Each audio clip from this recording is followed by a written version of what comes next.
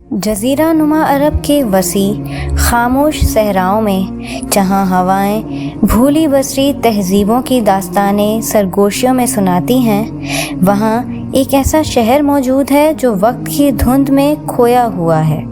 الاولیٰ یہ صرف قدیم کھنڈرات اور دم بخود کر دینے والے مناظر کی جگہ نہیں ہے، یہ اللہ تعالیٰ کی طرف سے ایک گہرا سبق ہے، اس کی طاقت کا ایک ثبوت ہے اور پوری انسانیت کے لیے ایک سنجیدہ تنبیہ ہے، جیسا کہ قرآن پاک اور ہمارے پیارے نبی صلی اللہ علیہ وآلہ وسلم کی سنت میں بیان کیا گیا ہے۔ یہ قوم سمود کی سرزمین ہے، ایک ایسی قوم جو قوم عاد کی تباہی کے بعد پروان چڑھی تھی۔ اللہ تعالیٰ نے انہیں بے پناہ طاقت اور ہنر سے نوازا تھا۔ وہ سنگ تراشی کے ماہر تھے اور اپنے ہاتھوں سے انہوں نے پہاڑوں کو کاٹ کر شاندار گھر اور محلات تراشے تھے۔ وہ خوشحالی اور آرام کی زندگی بسر کرتے تھے، ایک ایسی تہذیب جو اپنی تعمیراتی مہارت کے لیے مشہور تھی، لیکن اس دنیاوی کامیابی کے ساتھ غرور اور تکبر بھی آ گیا۔ انہوں نے ایک سچے خدا کی عبادت سے منہ موڑ لیا اور اپنے ہاتھوں سے تراشے ہوئے بتوں کی پوجا شروع کر دی۔ اپنی بے پناہ رحمت سے اللہ تعالیٰ نے انہی میں سے ایک نبی کو بھیجا، ایک نیک اور دانا شخص جن کا نام صالح علیہ السلام تھا۔ وہ اپنی قوم میں عزت کی نگاہ سے دیکھے جاتے تھے اور ایک اعلیٰ مقام رکھتے تھے، لیکن جب انہوں نے انہیں توحید کی راہ کی دعوت دی، ان پر زور دیا کہ وہ اپنے بتوں کو چھوڑ دیں اور صرف اللہ کی عبادت کریں، تو انہوں نے ان کا انکار کر دیا۔ انہوں نے ان کا مذاق اڑایا اور ان کی نبوت کے ثبوت کے طور پر ایک معجزہ طلب کیا۔ قوم سمود نے ایک بڑی چٹان کی طرف اشارہ کیا اور حضرت صالح علیہ السلام کو چیلنج کیا کہ وہ اس میں سے ایک اونٹنی نکال کر دکھائیں۔ وہ سمجھتے تھے کہ یہ ایک ناممکن کام ہے جس سے وہ ان کے پیغام کو ہمیشہ کے لیے مسترد کر دیں گے، لیکن حضرت صالح علیہ السلام نے پختہ ایمان کے ساتھ اپنے رب سے دعا کی۔ اللہ تعالیٰ نے ان کی دعا قبول فرمائی۔ سمود کی حیران آنکھوں نے سامنے وہ چٹان پھٹ گئی اور اس میں سے ایک حاملہ اونٹنی نکلی، ایک زندہ معجزہ۔ یہ اونٹنی اللہ کی طرف سے ایک نشانی تھی، یہ ان کے ایمان کی آزمائش تھی۔ حضرت صالح علیہ السلام نے اپنی قوم کو ہدایت دی کہ وہ اپنے کنویں کا پانی اس اونٹنی کے ساتھ بانٹیں، ایک دن وہ پینے اور ایک دن وہ خود۔ کچھ عرصے تک یہی چلتا رہا۔ اونٹنی نے تمام لوگوں کے لیے دودھ فراہم کیا، جو کہ اللہ کی طرف سے ایک نعمت تھی، لیکن قوم سمود کا غرور اور حسد بہت زیادہ تھا۔ وہ اس انتظام سے تھک گئے اور اپنے تکبر میں انہوں نے سازش کی اور اس معجزاتی اونٹنی کو بے رحمی سے ذبح کر دیا۔ حضرت صالح علیہ السلام کا دل ٹوٹ گیا۔ انہوں نے انہیں خبردار کیا کہ اللہ کا عذاب ان پر آنے سے پہلے ان کے پاس صرف 3 دن ہے۔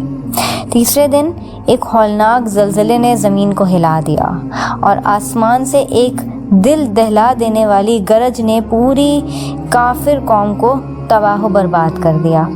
ان کے شاندار پہاڑوں میں تراشے ہوئے گھروں کو خاموش بے جاں قبروں میں تبدیل کر دیا۔ ان کا غرور اور طاقت ایک لمحے میں ملیا میٹ ہو گئی، جو ان لوگوں کے انجام کی ایک سخت یاد دہانی ہے جو اللہ کی نافرمانی کرتے ہیں۔ یہ الاولیٰ کی کہانی ہے، ایک ایسی کہانی جسے اللہ تعالیٰ نے قرآن پاک میں سورہ انفال، سورہ ہود اور سورہ ہجر تمام نسلوں کے لیے ایک سبق کے طور پر محفوظ کیا ہے۔ صدیوں بعد ہمارے پیارے نبی صلی اللہ علیہ وآلہ وسلم اور ان کے صحابہ کرام غزوہ تبوک کے راستے میں اسی وادی سے گزرے۔ جب وہ قوم سمود کی سرزمین سے گزر رہے تھے تو نبی کریم صلی اللہ علیہ وآلہ وسلم پر ایک گہرا خوف طاری ہو گیا۔ آپ نے اپنی رفتار تیز کر دی اور اپنے صحابہ کرام کو سمود کی تباہ شدہ آبادیوں میں داخل ہونے سے منع فرما دیا۔ آپ نے انہیں کنویں سے پانی پینے یا آٹا گوندنے کے لیے پانی استعمال کرنے سے منع فرمایا، سوائے اس کنویں کے جس سے وہ معجزاتی اونٹنی نے پانی پیا تھا۔ ایک طاقتور اور دل کو چھو لینے والی حدیث میں آپ نے اپنے صحابہ کو نصیحت کی، ان عذاب دیے گئے لوگوں کی بستیوں میں داخل نہ ہو مگر اس حال میں کہ تم رو رہے ہو۔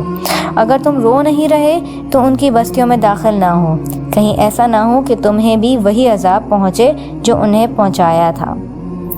یہ کوئی عام تنبیہ نہیں تھی، یہ ایک نبی کی طرف سے ایک مخلصانہ نصیحت تھی جو وہ اپنی امت کے لیے خوف محسوس کرتے تھے۔ آپ چاہتے تھے کہ وہ تاریخ کے بوجھ کو محسوس کریں، ان لوگوں کے انجام پر غور کریں جنہوں نے اللہ کی نافرمانی کی تھی۔ آپ چاہتے تھے کہ وہ اس سرزمین سے عاجزی کے ساتھ گزریں، اپنے گناہوں پر توبہ کے آنسو بہائیں اور اسلام کی نعمتوں پر شکر گزاری کے نئے جذبے کے ساتھ آگے بڑھیں۔ آج ہم نے الاولیاء کے شاندار کھنڈرات تو دیکھتے ہیں، تو ہمارا مقصد ایک بھولی بسری قوم کی فن تعمیری کی تعریف کرنا نہیں ہے، بلکہ ہمیں اللہ کی طرف سے ایک طاقتور نشانی دیکھنا ہے۔ ہمیں حضرت صالح علیہ السلام اور قوم سمود کی کہانی کو یاد کرنا ہے۔ یہ ایک یاد دہانی ہے کہ دنیاوی طاقت اور مادی دولت فانی ہے، لیکن اللہ کا وعدہ ابدی ہے۔